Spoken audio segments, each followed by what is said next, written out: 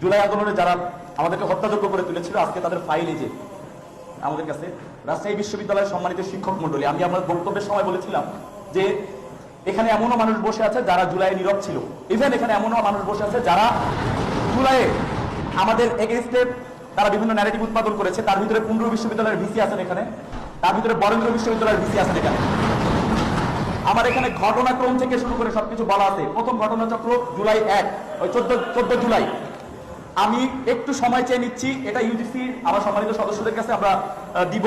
এবং স্যার এখানে আমার মনে হয় যে এটা দেওয়া উচিত, আপনার সংক্ষেপ করবো স্যার ইনশাল্লাহ। 14 জুলাইয়ের ঘটনা আপনারা সবাই জানেন।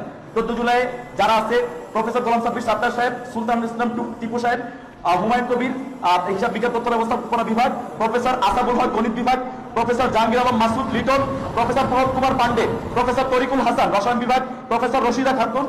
স্যার এটা আমাকে বলতে হবে আমাদের, এটাই জুলাই। আমার মনে হয় যে এই স্যার অনুষ্ঠানের সৌন্দর্য তখনই নষ্ট হয়েছে যখন ফ্যাসিস্ট গুলাকে সামনে বসা এখানে তাহলে এখানে জুলাই আহত শহীদ পরিবার সবাইকে নিয়ে বের হয়ে যাইতে হবে, আমরা বের হয়ে যাবো। এটা হয়তো বলতে দিতে হবে না, আমরা বের হয়ে যাবো এখান থেকে। কোনটা করবেন? তাহলে স্যার আমাকে এটা মাত্র 161 জনের নাম আছে আমার কাছে, আমি এটা বলবো আপনাদের কাছে।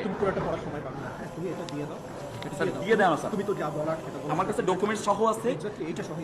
কিন্তু আচ্ছা, আমরা ঠিক আছে বক্তব্য এই প্রোগ্রামের পরপরই আমরা এখানে প্রেস ব্রিফিং করবো, আপনাদের সবার সামনে তালিকা এবং ডকুমেন্ট সহ দিয়ে দিব। আপনারা মিডিয়া গণমাধ্যম কর্মীরা এখানে থাকবেন, তারপরে আমরা তাদেরকে পৌঁছাই দিব ইনশাআল্লাহ।